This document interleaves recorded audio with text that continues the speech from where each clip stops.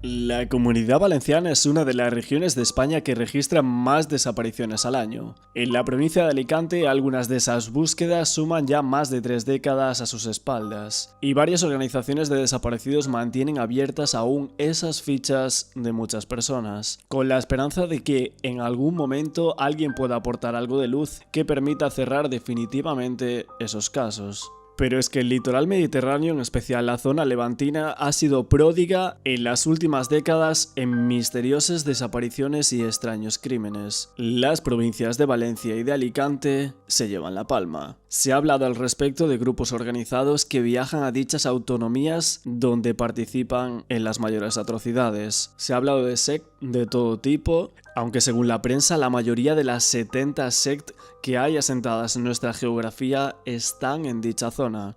Y también se ha hablado muchas veces de criminales en serie. El 30 de octubre del 92 desaparece Gloria Martínez y la noche del viernes 13 de noviembre del 92 desaparecen Miriam Toñi y Desiré, 3 adolescentes vecinas del municipio valenciano de Alcácer. A la desaparición de Gloria Martínez Ruiz en Alfaz del Pi y la de las niñas de Alcácer se unía así la de Andrés Mayordomo Volta, un chico de la villa de Pego de la provincia de Alicante que desaparecía el 1 de enero del año 1993. Al parecer había salido a dar una vuelta en su bicicleta y no se le volvió a ver. Mientras tanto, la policía seguía con el caso Alcácer. El Ministerio de Asuntos Exteriores iba a distribuir más de 20.000 carteles con las fotografías de las niñas de Alcácer en distintos países árabes. Se sabe que Fernando García había encargado más de 500.000 de calendarios de bolsillo con las fotos y los teléfonos de contacto que se empezarían a repartir entre miembros de la Guardia Civil y Cuerpo Nacional de Policía, asociaciones de taxistas y policías locales. Fernando, el padre de Miriam, una de las niñas de Alcácer, manifestaba que hasta el momento no se disponía de ninguna pista fiable, aunque el afán que estaban demostrando tanto la policía como la Guardia Civil le llenaban de tranquilidad y de orgullo.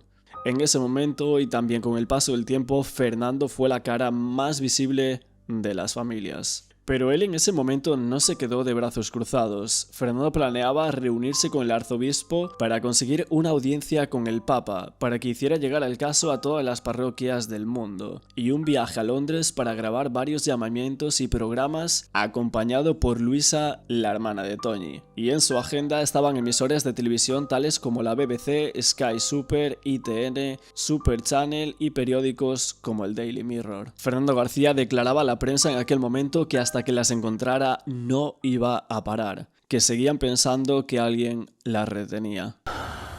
Yo creo que ya lo he dicho todo, solamente pues que vea el estado donde se encuentra su madre y que piense en ella, no solamente ella, sino los posibles secuestradores, que no solamente una madre, son tres madres y 3 padres. 3 madres que sufren y 3 padres que sufren, pero 3 padres que van a ir a buscaros.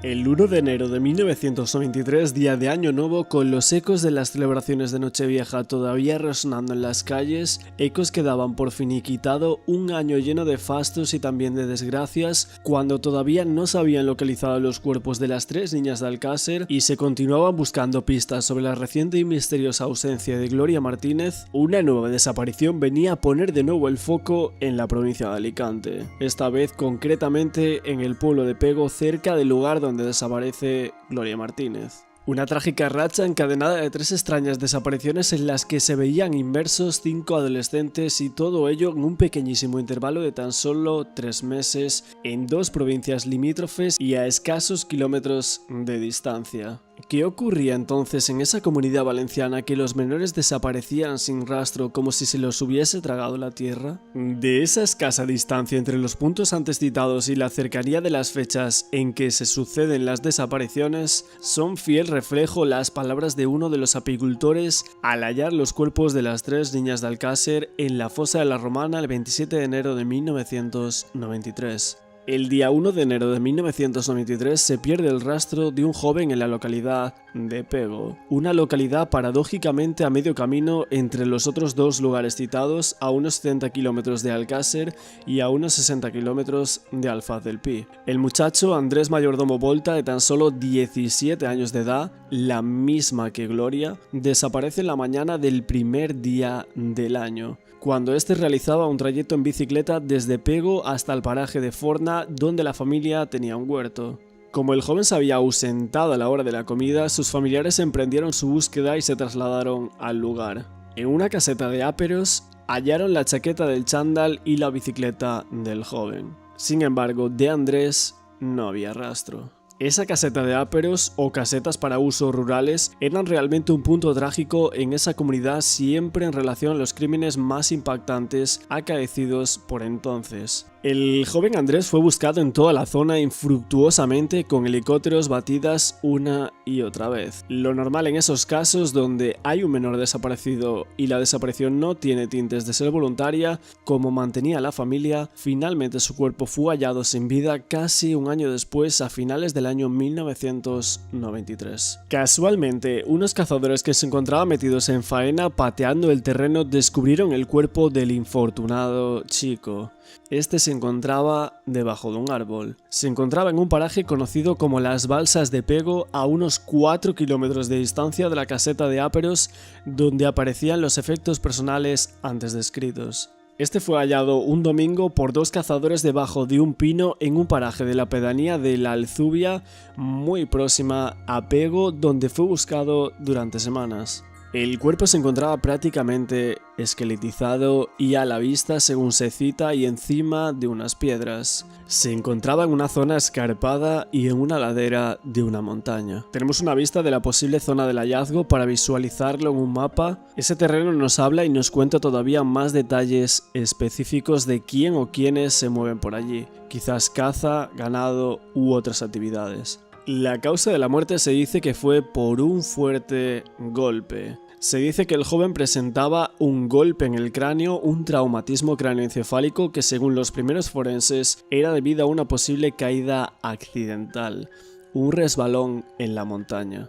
Tenemos que confiar en el buen hacer de los forenses y en su seguridad a la hora de determinar un traumatismo craneal debido a una caída, diferenciándolo de otro traumatismo de las mismas características pero con tintes homicidas. Sin embargo, la realidad es que algunas autopsias, al igual que determinadas investigaciones policiales de tinte científico o criminalístico de aquella época, como hemos podido comprobar a lo largo de todos los vídeos y entrevistas de este canal, dejaban bastante que desear. Era curioso también lo de la existencia de una balsa en esos parajes. Como hemos visto, las acequias también han sido escenario final de otros hechos criminales. Y también los descubridores de los cuerpos son siempre gente o personajes relacionados con el medio rural donde transcurren los sucesos. Desde los apicultores que descubren las niñas de Alcácer, los esparragueros de Macastre, etcétera, etcétera. Otra curiosidad es que en ese paraje de Forna y cercano al lugar donde, si reagrupamos los datos que se citan en la prensa, pudieran sucederse los hechos descritos, se ubica un antiguo castillo. Las preguntas que quedan en el aire son varias respecto a este caso. Con los escasos datos que contamos, poco más se puede añadir o analizar, pero sí podemos preguntarnos varias incógnitas. ¿Qué hacía el cuerpo a 4 kilómetros de la caseta donde es hallada la bicicleta? Si se desplazó andando hasta ese punto final, ¿por qué no utilizó la bicicleta para llegar o acercarse? La existencia de una balsa, eso se intuye al intentar aproximarnos a la posible ubicación. Y si los restos estaban a la vista, ¿cómo no fueron descubiertos antes? ¿Escaso o nulo tránsito porque precisamente el joven aparece ahí? Parece un poco contradictorio. Nadie transita esa zona, pero él precisamente acaba sus días resbalando y golpeándose la cabeza en esa zona tan inhóspita. Lo que pasa es que a finales de los 80 observamos la presencia de redes actuando en la zona y asociado a estas noticias la consiguiente desaparición de jóvenes. Existen muchos misterios insondables que se ciernen sobre este tipo de hechos que salpicaron a la geografía nacional en el año 1992, ese donde también se multiplican las desapariciones de menores. El viernes 28 de febrero del 92 se decía que la Guardia Civil resolvía en tan solo 4 horas el rapto de una niña en Valencia, que la Guardia Civil había conseguido detener en la localidad valenciana de Quatretonda al presunto sustraidor de una niña de 6 años que permanecía retenida tan solo 4 horas. A la derecha en la hemeroteca tenemos que este vecino de Quatretonda y de 31 años de edad, conocido delincuente habitual de la localidad, que tenía registrados numerosos antecedentes penales, la mayoría de ellos por robo, pero al parecer no tenía registro de antecedentes por delitos sex. Quatretonda, por cierto, un lugar muy cercano a las otras poblaciones donde han sucedido horribles crímenes con menores como por ejemplo Ontinyent y también Pego. Y no muy lejos de toda esa zona de Pego y Ontinyent, concretamente en el lugar Crevillente, Alicante, en diciembre del año 1986 sucede otro extrañísimo crimen donde nuevamente la víctima es un menor. Se encontraba el cuerpo sin vida del joven Andrés de 15 años desaparecido de su domicilio de Crevillente, que había sido encontrado por la Guardia Civil en un camino rural que conducía a una cantera.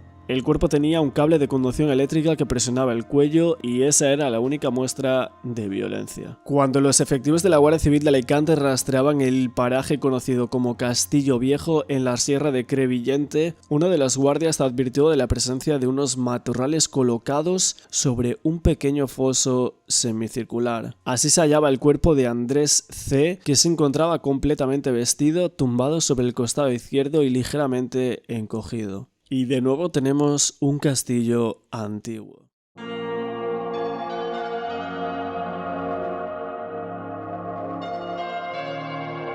El 8 de enero de 1992, después de más de 4 años, la Audiencia Provincial de Málaga condenó a un total de 52 años y 3 meses de cárcel a los 3 criminales que habían cometido el secuestro de Melody y que habían pedido un rescate de $5 millones. Melody Nakachan era la hija del empresario libanés Raymond Nakachan y de la princesa coreana y cantante Quimera. Había sido sustraída en Estepona el 9 de noviembre de 1987 y su liberación se produjo 11 días más tarde en un departamento de la urbanización Torre Guadairo en San Roque, en Cádiz. Y la pista para localizar a los criminales había surgido gracias a que uno de ellos se le había caído una cartera. Una señora la encontró y la cartera acabó en manos de la policía y en su interior había una moneda extranjera y un papel que contenía las frases «La paciencia tiene un límite, es muy fácil raptar a un niño y acabar a Melody». Al parecer fue una afortunada casualidad, como también pueden serlo un volante de la seguridad social perdido en medio del monte o un pasaporte intacto tras un incendio. Imponderables regalos del destino para que las fuerzas del orden público pudiesen cumplir su misión. Pero, ¿quién facilitó a Fernando García los contactos en Londres? ¿Alguien le sugirió el viaje? Lo que se comentó en la prensa es que el padre de Melody Nakachan llamó a Fernando García a Londres desde Marbella para ofrecerle su colaboración en la búsqueda, prometiéndole que iba a contratar a un ex jefe de Scotland Yard para que se hiciera cargo del caso. Los planes de Fernando García iban a tener un brusco final, ya que aquel 26 de enero se produjeron varias coincidencias, ya que a los guardias civiles de la UCO se les concedió un permiso y abandonaron Alcácer. Ricardo Sánchez, inspector jefe de la Brigada Central de la Policía Judicial de Madrid, el experto enviado por Rafael Vera, llegaba al pueblo y Fernando García estaba muy lejos, concretamente en Londres a iniciativa propia o porque alguien se lo había sugerido. El 21 de enero del año 1993, el diario El Mercantil Valenciano anunciaba que un grupo de especialistas del Cuerpo Nacional de Policía se iba a desplazar a Valencia en los próximos días para comenzar las averiguaciones a partir de cero. Rafael Vera, secretario de Estado para la Seguridad, declaró que también se incorporaría un capitán de la Guardia Civil para coordinar las tareas de búsqueda con la Interpol y las policías de otros países. Pero es que aquel mes de enero Fernando García trabajaba a toda máquina. El Ministerio de Asuntos Exteriores, a través de la Subsecretaría de Asuntos Consulares, comenzó a distribuir por los países del norte de África más de 20.000 carteles en árabe con las fotos de las niñas. Y también se imprimieron en francés, portugués, inglés, italiano y alemán para su distribución por toda Europa. El siguiente plan de Fernando García era partir hacia Londres para visitar la sede de varias emisoras de televisión vía satélite como la BBC, Sky, Super Channel, etc. Gracias a Carmen Mestre, presidenta de la Cruz Roja Española, había conseguido una entrevista con la presidenta de la Luna Roja de Marruecos, hermana de Hassan II. Fernando iba a entrevistarse con el rey y pedirle ayuda para rescatar a las niñas en el supuesto de que estuvieran en poder de algún magnate árabe, y este encuentro se iba a retransmitir por la MBC, una cadena que emitía vía satélite a los países árabes. Utilizando el contacto proporcionado por Nakachan, quería recabar la ayuda de Scotland Yard, y después de Londres y el Magreb, su siguiente destino iba a ser Alemania. Y aquí es cuando entra Patricia Murray, una periodista irlandesa aficada en Valencia que acompañó a Fernando García en su citado viaje a Londres. Lo hicieron junto a María Luisa Gómez Rodríguez, la hermana mayor de Toñi, y Fernando también había intentado que se les uniera Rosa Folch, pero recibió una respuesta negativa. Ella creía que sus apariciones televisivas no sirvieran de nada e incluso pensaban que podría ser contraproducentes. Aparte, su marido Vicente Hernández también llegó a tener un serio enfrentamiento con Fernando García. Patricia Murray nos dijo que nos iba a ayudar a buscarlas en Inglaterra porque podían haberlas llevado. ¿Qué te parece si vamos a los medios en Londres? Yo lo lancé como una idea. Me parece estupendo. ¿Cómo me va a parecer? Estupendo. Y nada, lo organizamos para ir. Al llegar a Londres, Fernando y sus acompañantes se hospedaron en el Hotel Mount Royal. Fernando llevaba consigo unos vídeos en inglés con toda la historia de la desaparición de las niñas, que entregó en la BBC. Poco después apareció un técnico de la cadena con la grabación en la mano. Al parecer no les interesaba el tema y no lo iban a entrevistar. Cuando salió con el vídeo en la mano y diciendo que no les interesaba, Fernando García decía lo siguiente: "Yo que de inglés no me sé más que yes, pero sabía perfectamente lo que decía. Me puse encendido. Fíjate la cara que me vería el hombre que dijo 'one moment' y se metió para adentro". Al cabo de otro rato salió y dijo que sí que les interesaba, que iban a pasar al vídeo y a entrevistarme al día siguiente. Era 26 de enero y se iba a producir un desenlace inesperado. Al día siguiente, ya el 27 de enero, dos apicultores de Lombay se encaminaron hacia la partida de la Romana. Tenían que ir a revisar sus panales. Gabriel Aquino González, de 66 años, y su consuegro José Sala advirtieron de pronto que habían venido antes de tiempo porque era demasiado temprano para acercarse a las colmenas. Y es ahí cuando se produce el hallazgo. La dramática búsqueda de las tres niñas iba a concluir 65 días después de su desaparición. A primera hora de la mañana del 27 de enero de 1993, Gabriel Aquino, un agricultor jubilado de 69 años, y su consuegro José Sala Sala, 10 años más joven, montaron en la furgoneta y se encaminaron a ver las colmenas. Pero por delante le quedaban algo más de 20 kilómetros, que son los que separan Montroy, la localidad valenciana donde residían, de la partida de la Romana. Un apartado y agreste lugar rodeado de montañas y con un camino de tierra que en esas fechas era prácticamente intransitable. La mitad del recorrido era por carretera asfaltada. Había que llegar hasta la cercana localidad de Catadau y allí coger el desvío que iba hasta las urbanizaciones del pueblo. Pero en cuanto se pasaba el último chalet, la carretera se convertía en un camino de tierra y piedras llena de curvas y siempre cuesta arriba, atravesando montes totalmente deshabitados en el que muchas veces se les había quedado la furgoneta embarrancada y habían tenido que empujarla. Eran más de 9 kilómetros de un camino casi infernal, conduciendo en primera y en segunda. Tardaron algo más de 50 minutos en llegar. Eran cerca de las 10 de la mañana cuando aparcaron el vehículo al final del camino, donde ya no era posible seguir más, puesto que comenzaba un barranco. Allí mismo, pegadas al camino y junto a una caseta semiderruida, estaba la fila de colmenas. El paisaje era impresionante, ya que dada la altura se divisaban varios kilómetros a la redonda, en los que únicamente había 3 construcciones: la casa existente junto a las colmenas y otras 2 un kilómetro más abajo junto a un barranco. Los colmeneros decidieron esperar a que calentara un poco más el sol antes de abrir las colmenas. José se sentó tranquilamente en una piedra y encendió un cigarro. Gabriel, sin embargo, decidió ir a dar un paseo por los alrededores y se encaminó hacia el barranco de la Romana, hacia las 2 casetas del fondo. Estuvo andando unos 20 minutos hasta que, de regreso a buscar a su consuegro para iniciar la labor, observó algo que le llamó la atención.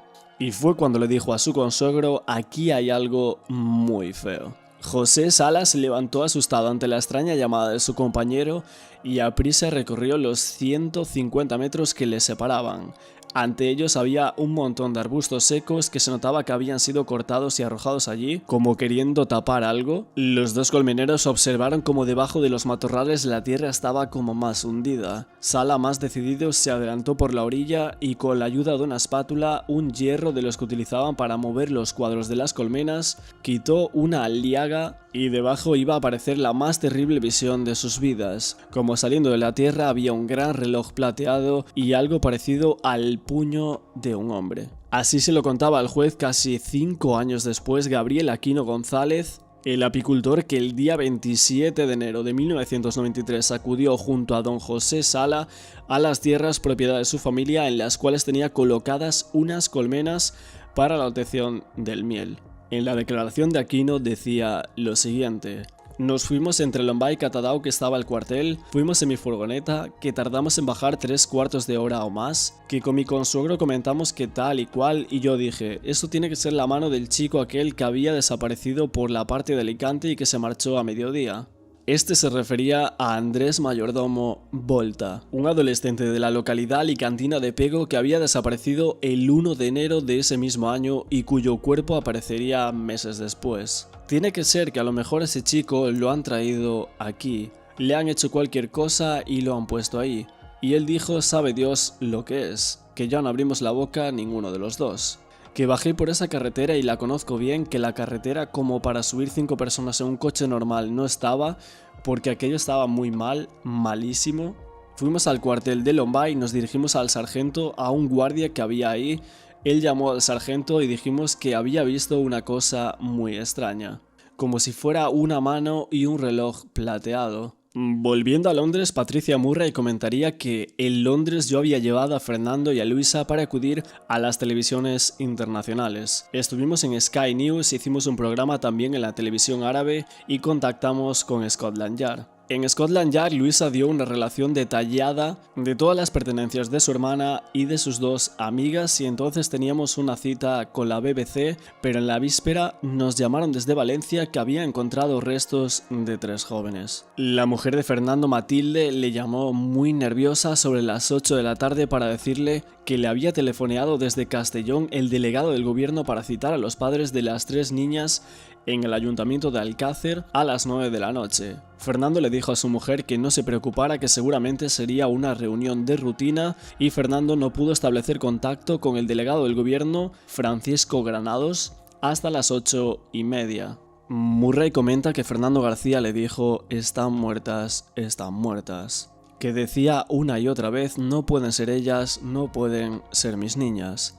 Pero en realidad se veía que en su interior estaba convencido de que sí que eran. Murray agregaba que aunque no le habían dicho nada a Luisa, ella lo había sospechado, porque veía a Fernando derrumbado. Incluso tuvimos que hacerle una tila y a mí llamar continuamente por teléfono. Aparte, lo más curioso que comentaba esta periodista es que decía que no podrían llegar a Valencia hasta las 2 de la tarde del jueves 28, porque al parecer no había ningún avión antes.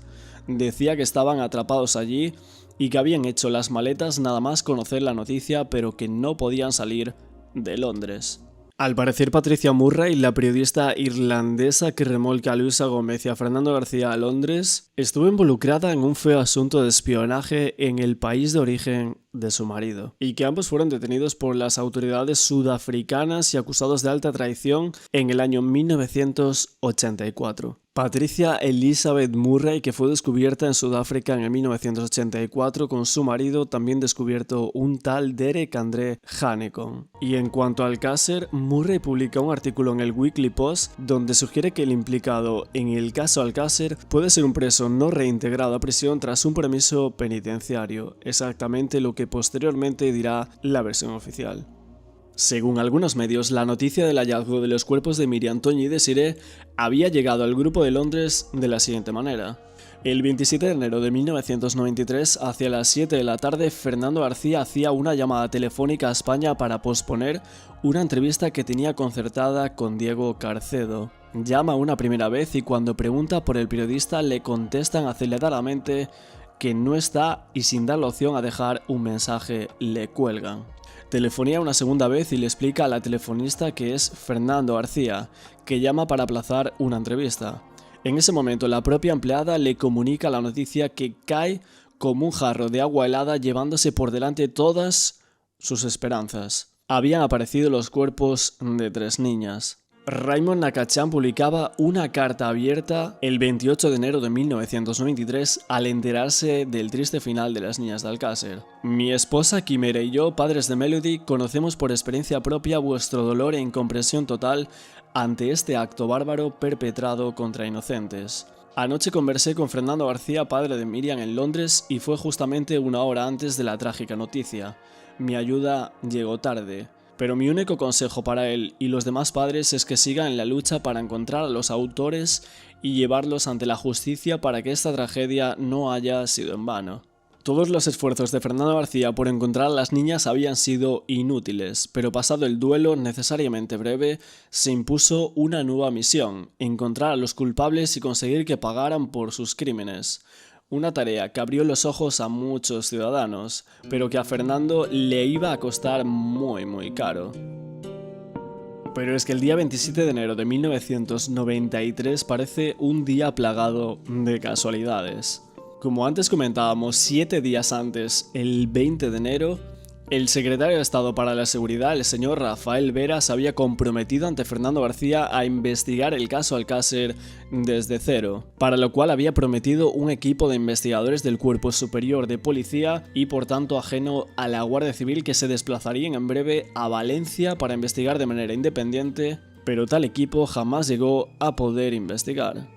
2 días antes del 27, el 25 de enero, Fernando García había viajado en dirección a Londres para emitir ese programa especial de la BBC sobre las niñas de Alcácer y también la misión a los países árabes por si las niñas hubieran caído en manos de alguna banda árabe. Un día antes, el 26 de enero, desde el Ministerio del Interior se decidió que al día siguiente se tenía que marchar el equipo de guardias civiles que integraban el primer contingente de la UCO, que hasta ese momento había colaborado con la Guardia Civil de Valencia en la búsqueda de las niñas. Para ese día, 27 de enero, estaba previsto que partiera desde Madrid hacia Valencia otro equipo de la UCO para sustituir al que marchaba. Así hubo un lapso de tiempo de entre 8 a 16 horas en el que no se encontraba ningún equipo de la UCO en Valencia. Incomprensiblemente se decidió desde Madrid que no era necesario que el primer equipo esperara a la llegada de su relevo para informarle y poner al corriente de la investigación hasta la fecha. Quizás porque se suponía que de eso ya se ocupaban los mandos. Y ya el 27 de enero de 1993 por la mañana y temprano, 2 apicultores de Lombay se disponían a ver sus colmenas una fría mañana de enero y a partir de entonces el resto es historia. Historia oficial. José Sala y Gabriel Aquino, los 2 apicultores, descubrieron casualmente la fosa con los cuerpos semienterrados de las 3 niñas de Alcácer. Avisaron al puesto más cercano de la Guardia Civil, esperaron un buen rato a que un equipo especializado subiera hasta la fosa. Allí se encuentra también casualmente el famoso papelito con el nombre de Anglés al que van a buscar y presuntamente escapa. Así los 2 descubrimientos más importantes del caso Alcácer, encontrar los cuerpos de las niñas y la identidad del asesino por un papelito, igualmente encontrado casualmente en los alrededores, sucedió cuando unos apicultores deciden caprichosamente ir de excursión a ver sus colmenas y mientras tanto Fernando García está a miles de kilómetros de Valencia y los miembros de la UCO también desaparecidos. Y esas serían algunas de las casualidades de un día plagado de ellas como lo es el 27 de enero de 1993.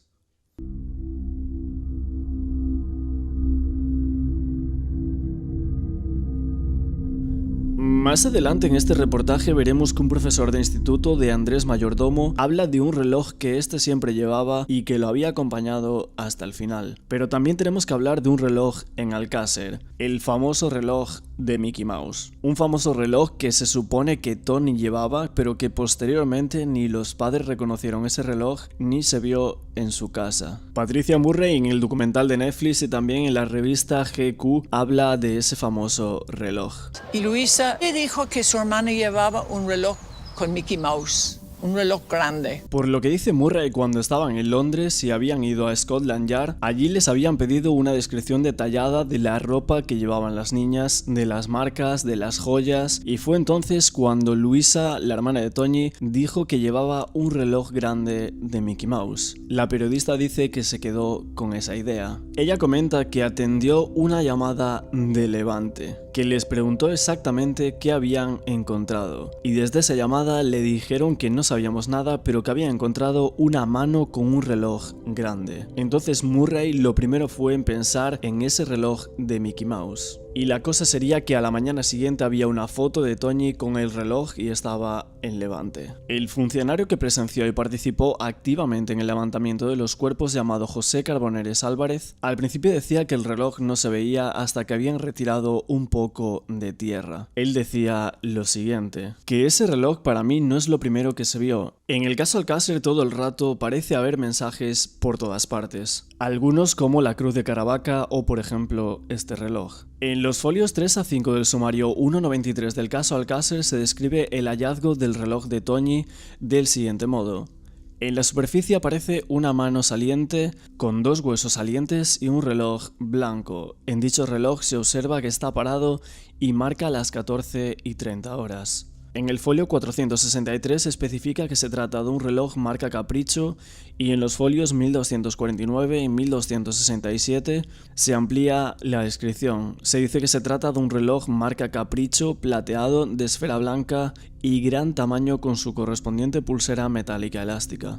Según las actas de levantamiento el reloj está parado, pero el reloj de la foto realizada en la fosa de la Romana marca aproximadamente las 2:20 y no tiene segundero, mientras que el de la foto tomada tras la autopsia marca aproximadamente las 7 menos 17 minutos y sí tiene segundero. Si giramos el reloj de Tony, el de la fosa, añadiéndole una aguja de segundero y cambiándole la hora que marcaba, ¿contenía algún mensaje, alguna firma? Al girarlo lo que sucede es que vemos un cuadrado y un compás. En inglés sería Square and Compass, y si lo volvemos a pasar al español, que podría ser el significado de escuadra y compás. Unos símbolos muy conocidos de una...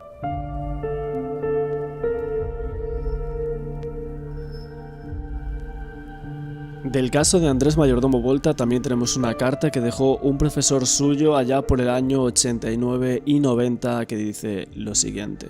Cuando trabajé un año de profesor en Pego, en aquellos tiempos el instituto estaba ubicado en una serie de edificios haciendo esquina junto al campo de fútbol y al final del paseo de Pego.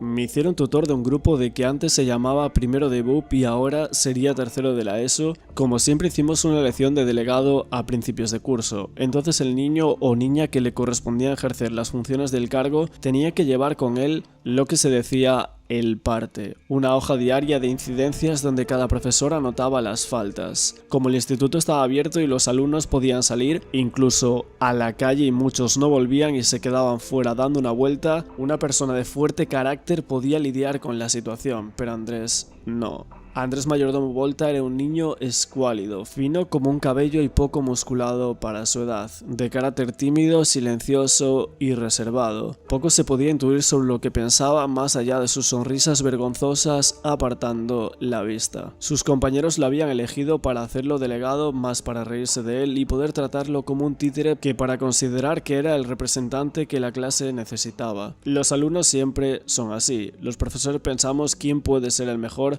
pero ellos eligen sistemáticamente el más revoltoso o, como en este caso, a una persona totalmente inadecuada para hacer broma o sacar ventajas, como era el caso de Andrés. Un día, algunas semanas después, el niño vino y me pidió no continuar con el cargo. Parecía que los compañeros abusaban de su posición para pedirle enmiendas a las faltas o a los comentarios de los profesores y él se sentía completamente angustiado entre la responsabilidad y las presiones. Todavía recuerdo su mirada huidicida, su piel morena, el cabello oscuro y cómo sacó las fuerzas para venir, hablar conmigo y dimitir. No recuerdo mucho cómo quedó el tema, el caso es que es el último recuerdo que tengo de Andrés. Fue tal día como hoy de 1993 que Andrés Mayordomo Volta desapareció. De buena mañana cogió su bicicleta y se fue al huerto que los padres tenían cerca de Forna. Dejó la chaqueta del chándal y la bicicleta dentro de la caseta y nada más se supo de él durante mucho tiempo. En una época donde los programas de desaparecidos se hicieron populares, Andrés pasó a la lista de gente que se había esfumado junto al más conocido caso de las niñas de Alcácer. Se habían hecho batidas por toda la zona, pero nadie supo dónde estaba. Los días se convirtieron en semanas, en meses y en años. Ningún rastro. La televisión difundió reportajes con testimonios de gente que lo había visto en lugares lejanos de Pego.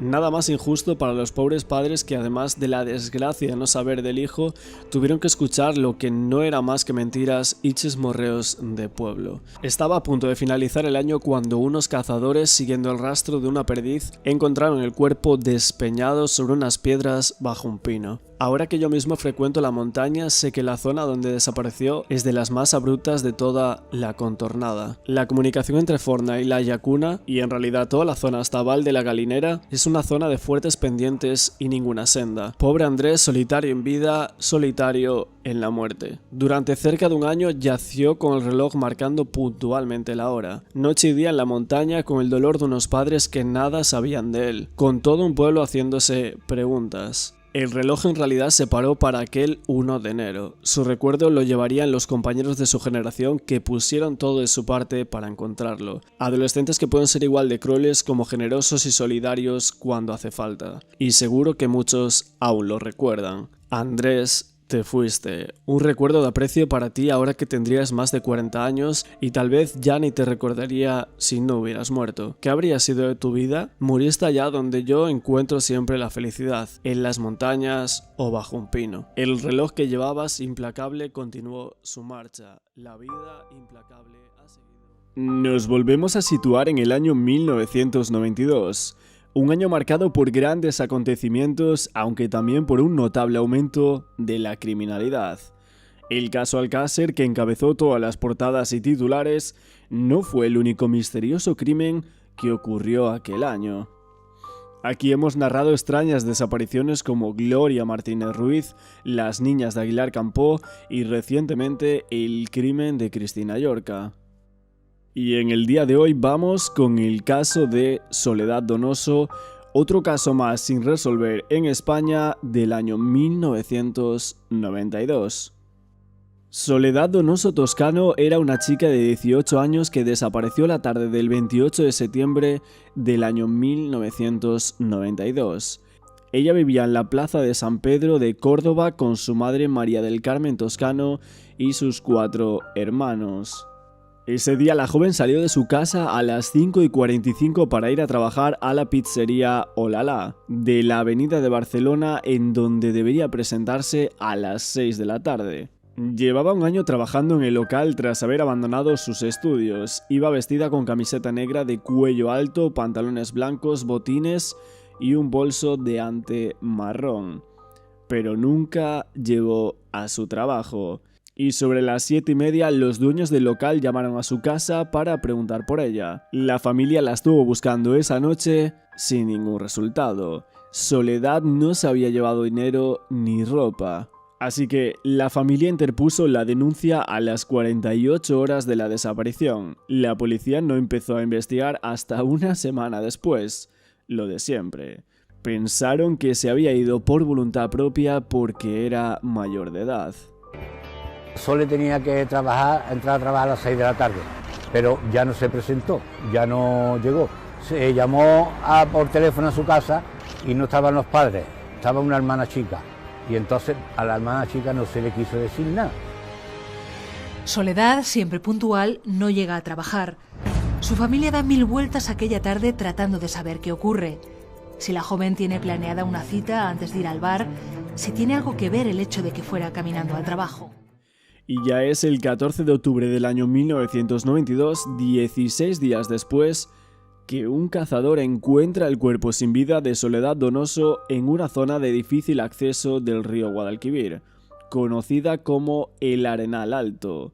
Este hombre estaba cazando pájaros con una escopeta de plomillos, resbaló y entonces vio el cadáver entre los matorrales. Decían que el cuerpo estaba irreconocible y en avanzado estado de descomposición. Solo la ropa indicaba que podía ser ella, y su bolso con sus objetos personales, entre ellos un paquete de Winston que le había cogido a su padre, y que justo en él quedaban 12 cigarrillos. A la familia no la dejaron verla y su madre se lamentaba.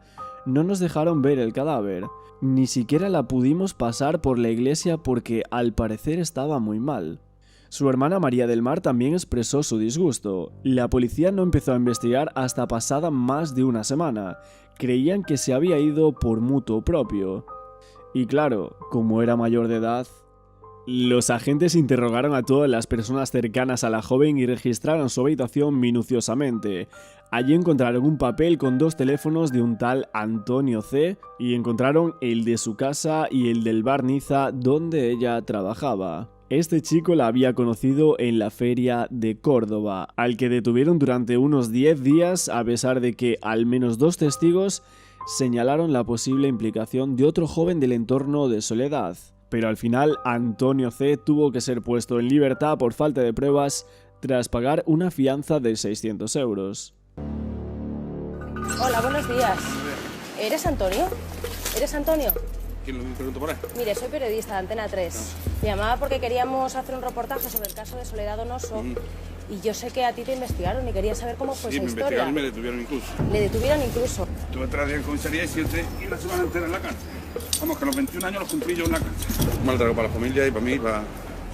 ¿Pero tenían alguna pista para ir a donde usted? Nada, un número de teléfono, simplemente. ¿Un número de teléfono que encontraron dónde? En su casa, que no se lo encontraron ni a ella encima. Pero en ese momento, si no me equivoco, usted dijo que no conocía a Soledad, ¿no? Y sigo diciendo que no la conozco. Sin embargo, una de las mejores amigas de Soledad asegura ante la policía que se conocen bien. Lo conocía de una noche que salimos en feria, yo y mi amiga Sole, y ella me lo presentó. Yo a ella sí le hice el comentario que me parecía un chico un poco raro. Y ella me dijo que nada, que simplemente lo conocía, que era un amigo y ya está. La autopsia determinó que Soledad había fallecido el mismo día de su desaparición. Su cadáver estaba vestido, pero la cabeza estaba a 1 metro de distancia del resto del cuerpo, completamente descarnada y con solo un fragmento de su melena pelirroja. También faltaban vértebras y una de las manos. Y es que, a pesar de ello, el informe forense no tuvo reparos en concluir que no había señales de violencia en el cuerpo. Decían lo siguiente: no es posible determinar la causa de muerte, no se ha observado ningún indicio que permita ni siquiera de forma aproximada deducir las circunstancias en las que se produjo, ya que no tiene ningún tipo de lesión traumática vital. Por aquel entonces se comenzó a investigar al segundo sospechoso, Rafael C.G., apodado El Fali. Este sujeto era el jefe de la pandilla de los bloques de pisos de la Sagrada Familia, y a pesar de tener pareja, mantenía con Soledad una relación esporádica de las calificables como tóxicas, con amenazas, intimidaciones, vejaciones y agresiones físicas. Pero tras interrogarlo declaró que el día de los hechos había estado con su novia, algo que fue corroborado por su pareja. La mejor amiga de Soledad, Toñi, afirmó que el Fali la había atado y amordazado en la furgoneta, llegando a rodear su cuerpo con una cuerda y ejercer presión, intimidándola con una navaja. Él era una persona conflictiva y una persona agresiva. Me comentó mi amiga Sole en 2 o 3 ocasiones, pues una vez que le había hecho una brecha a él en la cabeza, comentó que se lo había hecho él. Ella se fue con él y cuando bajó pues venía con todo el cuello señalado y por lo visto es que habían estado discutiendo porque ella le había dicho que se lo iba a decir a su novia y a él pues le dijo que de eso nada. Y entonces le había pegado a él, que le había cogido del cuello y ya está. Y ya fue cuando él bajó y cuando le dijo que la tenía que matar y que iba a ser su pesadilla. ¿Él pudo ser el culpable de su muerte?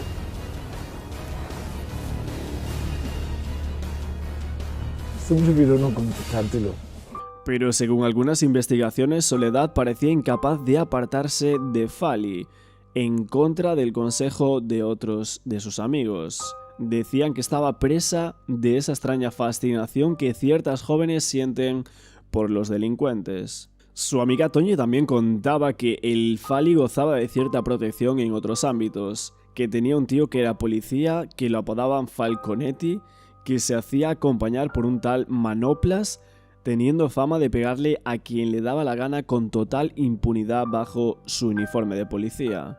Pero en ese momento hubo una llamada en la que se informaba sobre la posible implicación de determinados agentes policiales en el encubrimiento de pruebas que apuntaban a Rafael C.G. Parecía confirmar que las declaraciones de Toñi, ya que al citado Falconetti se encontraba en activo en aquella época, pero al parecer no trascendieron si llegaron a realizar pesquisas al respecto ni los resultados obtenidos. Y es que la investigación contó con circunstancias sospechosas y perjudiciales, como que en el escenario de la muerte no se encontraron varios huesos de la víctima, y el reloj de ella desapareció de la mesa de un funcionario del juzgado antes de ser analizado, y que su DNI apareció en una comisaría entregado por una ciudadana que se lo encontró en la calle 11 meses después y no le tomaron declaración. Y varios de los testigos que declaran al final de la instrucción en los años 90 dicen que sus primeras declaraciones podrían haber sido cambiadas, modificadas u omitidas. La familia consiguió que la sección tercera de la Audiencia Provincial de Córdoba reabriera el caso en mayo del año 2012. Esto para evitar que se cumpliera el plazo de prescripción del crimen. La jueza instructora levantó el secreto de sumario a los 10 meses de la reapertura de la causa, encontrándose con una nueva prueba forense que determinó que la joven murió de forma violenta, debiéndose a varios golpes con un objeto contundente que le propinaron en el mismo lugar en el que apareció el cuerpo. Entre ellos, un golpe en la cabeza que fue mortal de necesidad, según recoge la conclusión de 2 informes antropológicos. Nuevas técnicas criminalísticas podían aclarar además que Soledad supuestamente fue asesinada por un único individuo que la trasladó viva hasta el Arenal. La jueza ordenó el verano pasado la exhumación del cadáver para someterlo a nuevas necropsias, ya que, como habíamos visto antes, en la autopsia efectuada en el año 1992, el forense señalaba que a consecuencia de la falta de algunas vísceras y el mal estado que presentaban las encontradas, no era posible determinar la causa de la muerte, si era violenta o si era natural. Y el médico que practicó ese examen no observó ningún tipo de lesión traumática. E incluso llegaban a decir que el cuerpo estaba incompleto por la intervención de alimañas y por las inclemencias del tiempo. El criminólogo Félix Ríos realizó una reconstrucción del delito en base a las declaraciones de ciertos testigos, llegando a la conclusión de que un automóvil procedente del barrio de San Pedro de Córdoba se detuvo sobre las 6 de la tarde en la zona del Arenal Alto. De él descendieron Soledad y un joven de edad, estatura y complexión similar a ella. Soledad parece protestar, según sus gestos indican que quiere regresar a Córdoba probablemente porque tenía que ir a trabajar, y el joven saca una litrona del interior del vehículo y lo cierra con llave. Es ahí cuando se va caminando atravesando la escombrera que separa el coche del río. Soledad no tiene más remedio que seguirlo y en la orilla del río, tras una discusión, el joven la golpea hasta matarla.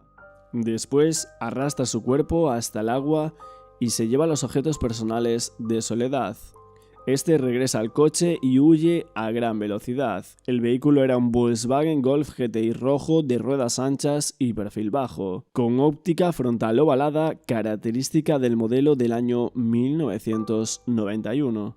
Lo que no está claro es si estos presuntos testigos llegaron a presentar una denuncia ante la policía por estos hechos o no lo hicieron. Según la abogada de la familia, Penélope Castejón, Soledad decidió finalmente romper con Fali, por lo que este habría decidido poner fin a su vida tras la discusión que se desarrolló en la zona en donde se encontró el cuerpo. La importancia de determinar la identidad del propietario del vehículo aumentaba teniendo en cuenta que la familia del segundo imputado contaba con varios modelos similares. Tanto Rafael C.G. como su pareja de entonces eran las únicas personas que se habían negado a colaborar en la investigación, habiéndose comprobado que estuvieron consultando páginas de medios de comunicación en internet sobre el caso de Sole y arrancaron carteles en las que se pedía la ayuda de la gente para que pudiera tener información del entorno cercano a este sospechoso. Por otro lado, 4 grupos de pelos encontrados en el cuerpo de Soledad que contenían bulbo del que se podría extraer el ADN y cuya existencia constaba en el sumario, al parecer se habían extraviado. Otra circunstancia extraña más. También se solicitaron nuevas pruebas forenses, entre ellas el análisis de un mechero que estaba junto al cadáver, así como la colaboración del forense Francisco Echeverría, que como todos sabréis se hizo más conocido por la participación en el caso Bretón. Rafael negó ante la jueza de instrucción número 7 de Córdoba haber participado en el crimen de Sole, declarando muy nervioso y agitado y negando todo salvo su relación con la joven, que ya era conocida. Su pareja por aquel entonces mantuvo que el día de autos lo pasaron juntos, con lo que Fali no podía estar implicado en ese crimen. En los juzgados de Córdoba este hombre ha reconocido su relación hace 20 años con Soledad, pero ha negado estar implicado en su muerte violenta. No fue citado en la primera investigación que se cerró con el dictamen de muerte natural. La tenacidad de la familia Donoso ha conseguido que se reabra el caso y que la policía y expertos hayan demostrado que murió a golpes. La hermana de Soledad Donoso, María del Carmen, se mostraba esperanzada en que el asesino entrara a la cárcel, puesto que todos los indicios llevaban a ese sospechoso. Y comentaba que se abriría un número de cuenta y que se realizarían actividades culturales para quien quisiera colaborar con el caso y que éste no prescriba. Si hay testigos incluso que lo ponen en el lugar del crimen, que incluso lo han visto en el coche montarse con las características tanto de este chico como las características de mi hermana. El 27 de septiembre del año 2003, en un diario de Córdoba, salía la siguiente noticia. Otro año más me dedico a escribir unas palabras para este periódico que, según dicen, pertenece a todos los cordobeses. Y lo hago expresamente para expresar mi rabia y dolor. El 28 de septiembre, fecha muy dolorosa para mí, hace 11 años de la muerte de mi hermana, Soledad Donoso Toscano. Me imagino que, como hace tanto tiempo ya, no os acordaréis de quién es. Pues bien, os lo voy a decir. Soledad es la muchacha que encontraron muerta junto al río, que trabajaba en el Olalá y desde entonces no hemos sabido nada de su asesino ni de las causas de muerte. Y por lo que vemos, la policía no está dispuesta a hacer absolutamente nada. Yo pienso que es un caso demasiado difícil para ellos y se les escapa de las manos, o por el contrario, no quieren que se sepa la verdad de lo ocurrido. De parte de toda la familia y amigos pedimos justicia para que el alma de mi hermana pueda descansar en paz, y pedimos también que los responsables del caso realicen su trabajo como debe ser para que de esta forma se sepa toda la verdad y se coja al culpable de este crimen. Porque, señores, os hago saber que un asesino anda suelto y que cualquiera de sus hijos puede ser el próximo. Muchas gracias por perder unos minutos de su valioso tiempo leyendo estas líneas. Os recuerdo que si está en las manos de alguno ayudarnos, que por favor se ponga en contacto con la familia. Mi hermana desde el cielo os lo agradecerá eternamente. En la fecha del 22 de julio del año 2015 salía otra noticia, y es que la familia de Soledad había denunciado en el juzgado el extravío de parte de sus restos, que habían sido exhumados en el año 2012 al reabrirse el caso. Y es que al revisar los enseres personales y los restos de la víctima, previamente a su inhumación advirtieron que solo se les había entregado parte del esqueleto. De modo que tenemos lo siguiente. La investigación permitió identificar al propietario del vehículo, el citado Volkswagen Golf GTI rojo, y el vínculo con el sospechoso, lo que se comunicó en un informe a la magistrada que llevaba el caso sin que se tomara ninguna medida al respecto. Se extraviaron los 4 grupos de pelos con bulbo que aparecieron en la ropa del cadáver que se custodiaba en el laboratorio de policía científica en Sevilla, sin que se hubiera realizado pruebas genéticas. Se extravió también el reloj de la víctima del cajón de la mesa de un agente judicial, se extravió también el mechero decomisado en el escenario del crimen. El DNI de Soledad apareció en una comisaría entregado por una ciudadana a la que no le tomaron declaración, quien lo encontró en la vía pública 11 meses después de los hechos. Tampoco se explicó científicamente la falta de dientes, vértebras y mano derecha del cadáver en el supuesto escenario del crimen. Se extraviaron también la mayor parte de los restos de la víctima, solo se devolvieron a la familia 2 fémures y un húmero. Además de que varios de los testigos afirman que sus primeras declaraciones podrían haber sido cambiadas, modificadas u omitidas, precisamente aquellas en las que señalaban a Rafael C.G.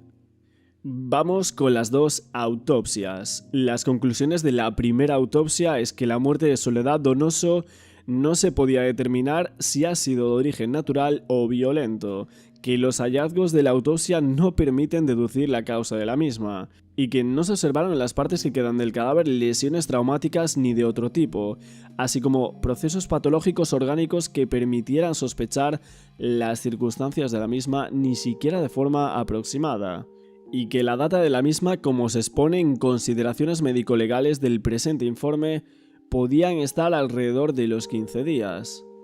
Yéndonos a las conclusiones de la segunda autopsia, las lesiones que se encontraron en el cráneo eran aparentemente antemortem, de origen traumático y provocadas por el impacto de algún elemento proyectado con fuerza sobre el rostro.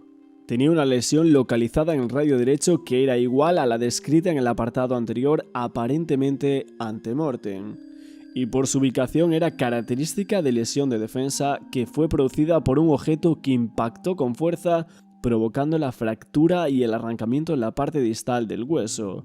Estas conclusiones fueron corroboradas por el Instituto Nacional de Toxicología en contra del criterio de los 2 forenses de guardia, que al examinar las lesiones del cráneo no le dieron la misma valoración y no quisieron contradecir la autopsia realizada en el año 1992. En definitiva, en la cara había lesiones por el impacto de un objeto que le produjo una fractura en los huesos de la nariz, en la zona interna de la órbita, en la mandíbula, y esto con pérdida de 3 piezas dentales y en otras partes del interior del cráneo. Eso produjo una hemorragia importante que era visible en el cráneo cuando realizaron la autopsia, y fueron estas lesiones las que produjeron la muerte. Al parecer el cuerpo fue objeto de gran violencia física, aunque ella se defendió, como lo demuestran las fracturas de defensa halladas en un brazo. Tiene ausencia, creo recordar, de los incisivos centrales superiores, pero es una ausencia post-mortem. Con respecto a esas 4 vértebras que, según figura en el informe de la autopsia, han desaparecido, bueno, en mi opinión, tiene más que ver con la acción de los depredadores que con una acción homicida.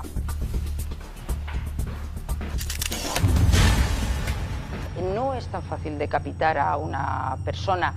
Con la experiencia que tenemos y los casos en los que hemos tenido que ver decapitaciones provocadas con cuchillos, con katanas, con espadas, siempre nos encontramos que pueden faltar las 2 vértebras superiores, pero las otras vértebras aparecen pegadas al resto del cuerpo.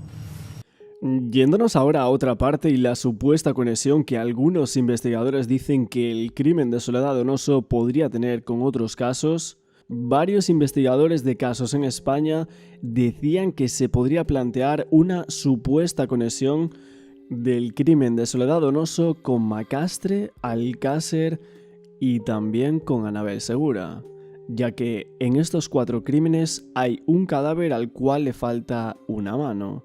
Posicionándolos por años, en el 1989 tenemos el caso Macastre, con la supuesta Pilar Ruiz Barriga. En el 92 tenemos el caso de Soledad Donoso Toscano en Córdoba. De nuevo, en 1992 y 1993 tenemos el caso Alcácer con Miriam García Iborra y con Desiré. Y en el 1993 tenemos el caso de Anabel Segura Foles de Alcobendas. Si nos vamos al caso Macastre, en una noticia de las provincias sobre el caso nos dicen lo siguiente: 2 de los cadáveres no presentan señales de violencia y fueron hallados en diferentes fechas en una caseta de labranza y un terraplén con arbustos en la partida de Cuerna de Macastre. Y al tercer cuerpo le cortaron un pie y una mano con una sierra mecánica para abandonar luego los restos humanos en la calle Alcácer de Valencia y en un canal en el término de Turís. La supuesta Pilar tenía la cara desfigurada, le faltaba un pie y también una mano, además de que había una funda de machete junto al cuerpo. En el caso Alcácer también tenemos el misterio de las manos. Un dato llamativo tras la realización de las autopsias fue la ausencia de las manos de 2 de las niñas. Nos referimos a la mano izquierda en el caso de Desiree y a la mano derecha en el caso de Miriam. Algo que también se resaltó en el levantamiento de los cuerpos. En el cadáver 3 llama la atención el primer examen del cuerpo la ausencia de la mano derecha, que está desarticulada en la extremidad distal de radio y cúbito derechos, con algunos de los huesos del carpo, metacarpios y falanges diseminados por la bolsa que transportaba el cuerpo. Una persona que revisó todos estos casos decía lo siguiente: yo siempre he pensado que quien hizo eso no fue la primera vez. Yo revisé en su día extensamente varios crímenes de esos años, antes y después, noticias, prensa, etc. Y existen lesiones muy parecidas en varios de los casos. Demasiado parecidas para ser casualidad, en mi humilde opinión. De las extrañas coincidencias y la aparición de restos humanos en las calles de Valencia, si el cadáver de la acequia de Turís y el pie amputado de la calle Alcácer eran restos de Pilar, nos planteamos varios problemas. ¿Dónde está la mano derecha de Pilar? Al cadáver de Soledad Donoso, desaparecida el 28 de septiembre del año 1992, también le faltaba la mano derecha, pese que la mano izquierda estaba más expuesta a la posible acción de las alimañas. Y a Miriam del caso Alcácer también le faltaba la mano derecha. Otra persona también pensaba que los casos de Soledad, el caso Macastre y el caso Alcácer tenían varias cosas en común: vértebras desperdigadas, cabezas separadas y manos desaparecidas. Siguiendo con el tema de las manos, el día 27 de enero del año 1989 aparece una mano posiblemente de una mujer. Esta apareció sobre un banco situado junto a una marquesina de una parada de autobuses en la Gran Vía Fernando el Católico. Este hallazgo, al parecer debido al olor a formol, enseguida se afirmó que la mano procedía de algún centro hospitalario y que el hallazgo no guardaba relación con el pie encontrado en la calle Alcácer. Fernando Martínez Lainez, en su libro Sin Piedad, también hace referencia al 24 de mayo que apareció en un canal de aguas de Turís el cuerpo de la supuesta Pilar. A unos 8 kilómetros de la casa de labranza, el cadáver mutilado de una mujer joven de las características de Pilar, al que le faltaba una mano y un pie que habían sido amputados con una sierra eléctrica, y como toque macabro propio de película de psicópatas, un poco antes se había encontrado en un contenedor de basura de la céntrica calle Chiva un pie cortado que correspondía al cuerpo. Pero la autopsia no pudo identificar al cadáver de la muchacha de Turís, ni tampoco demostrar las causas reales de estas muertes. Aunque, sorprendentemente, coinciden sobre el plano los lugares de los asesinatos de Macastre con los del drama de Alcácer. ¿Pero cuándo y dónde asesinaron a Pilar? Según los forenses, por lo publicado en la prensa, el pie de la calle Alcácer había sido amputado no más allá de 48 horas antes de su aparición, y coincidiendo o causando la muerte de la joven. Si el cadáver de Rosario se encontró en Macastre el 19 de enero y la autopsia afirma que murió 3 días antes, Pilar tuvo que ser torturada hasta la muerte en otro lugar más de una semana después de la muerte de su amiga, no antes del 25 de enero. Muchos nos preguntamos si hay algo más que presuntamente pudiera unir a estos crímenes, y es que según algunas investigaciones, como casualidad, uno de los investigados en el caso Alcácer, llamado Luis Rivera Gallardo, fue investigado formalmente a principios de febrero de 1993 como sospechoso de haber participado en el crimen de Alcácer. De todos los hermanos Anglés, él era más amigo de Roberto, al igual que Ricard, y como ambos, también estaban enganchados al consumo habitual y trapicheo. Tenemos que hablar de este sujeto y de sus hermanos porque, según el mapa de la investigación del caso Alcácer, evidentemente tenemos toda la comunidad valenciana, obviamente tenemos Valencia, tenemos Alborache, La Romana, Liria por arriba y también Alcácer y Picassent, obviamente. Pero en este mapa de investigación del caso Alcácer hay un punto alejado de la Comunidad Valenciana. Y este punto justamente se da la casualidad que se ubica en Córdoba, ya que las fichas policiales de Rivera Gallardo y de sus hermanos dicen que eran originarios de Valencia, pero residentes de Peñarroya, en Córdoba. Y es que el personaje de Rivera Gallardo tiene mucha amiga, porque por un lado dice estar viviendo temporalmente en el piso de Neusa en un cuarto enfrente del de Kelly el día fatídico del 13 de noviembre del año 1992. Pero por otro lado todas las contradicciones en puntos tan calientes como el SEAT Ronda, qué coche conducían Ricard y Anglés o por qué parte del monte andaban por semana en días laborales el famoso dúo. Cabe resaltar que además de consumir drugs, no se aclara en muchas cosas, y lo peor es que se contradice a sí mismo en dos de sus declaraciones más importantes: la de su imputación en febrero del año 1993 y la vista oral de la sesión del 27 de mayo de 1997. Pero Luis Rivera no tuvo ningún inconveniente en reconocer que el día que desaparecieron las niñas de Alcácer, él se encontraba viviendo en el domicilio de los Anglés. Pero lo que no dijo, porque tampoco se lo preguntaron, era el motivo de estar residiendo allí. ¿Qué hacía un drogadicto de 20 años cuyos padres vivían en un pueblo de Córdoba, residiendo en Catarroja, en Valencia, en casa de los Anglés? Oficialmente no se sabe si la Guardia Civil realizó investigación alguna sobre Miguel Rivera ni sobre Roberto Anglés, aunque aparentemente los consideraba sospechosos, puesto que se le habían pedido que entregaran pelos de la cabeza y el pubis para realizarlos. En un informe operativo de la época se decía lo siguiente: hoy se ha tenido conocimiento de esta unidad que el Juzgado de Instrucción número 1 de Peñarroya ha detectado a través de unas actuaciones judiciales una posible conexión de un individuo de Peñarroya con el autor o autores de la muerte de 3 niñas de Alcácer.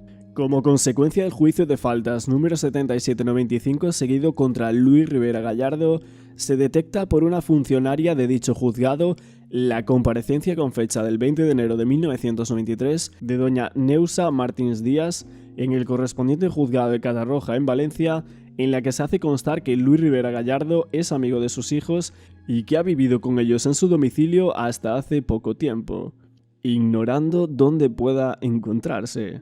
Practicadas gestiones en Peñarroya, en Córdoba, donde viven los padres de Luis Rivera, se comprueba que el mismo no se encuentra en dicha localidad, faltando de la misma desde hacía varios meses.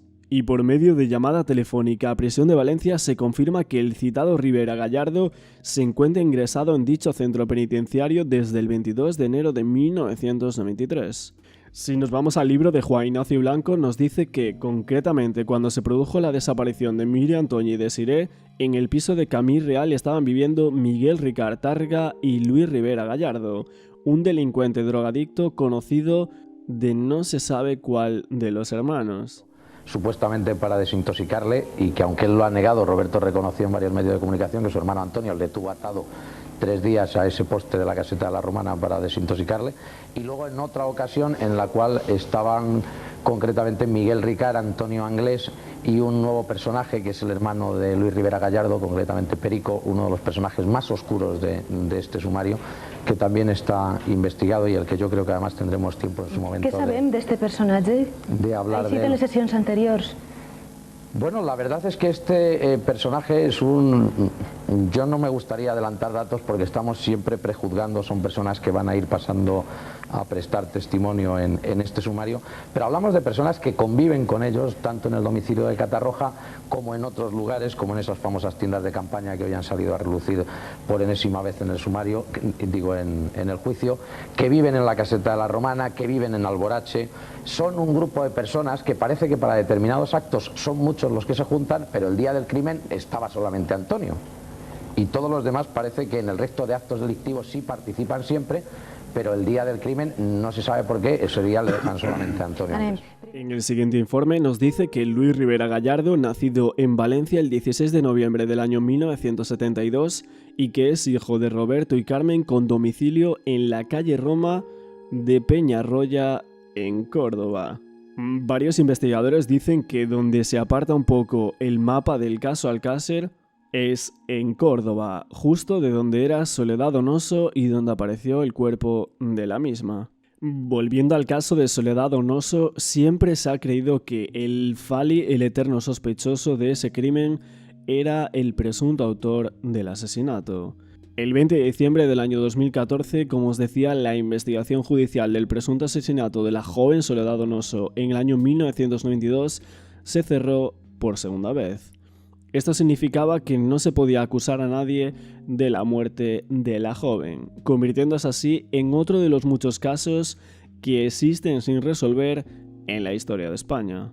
Y por aquí mi vídeo sobre el caso de Soledad Donoso, espero que os haya gustado. Si es así, no olvidéis compartirlo y apoyarlo con un like. No olvidéis tampoco meterme un comentario por ahí abajo en la cajita de comentarios si tenéis más indagaciones sobre este caso. Este es un caso que tampoco se ha tratado mucho y que las investigaciones parece que fueron truncadas en muchas de las ocasiones y en las que hay bastantes cosas extrañas. Muchísimas gracias por verme y nos vemos en el siguiente vídeo.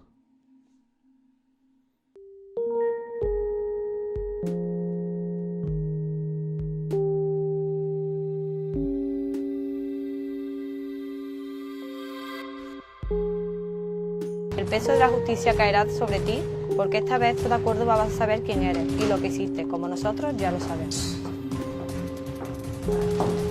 Buenas, hola. He visto el periódico, han publicado la carta. Es la carta que la familia Donoso dirige al asesino de Soledad. A ver lo que se le pasa por la mente cuando lea la carta. Un poquitín nervioso se tiene que poner.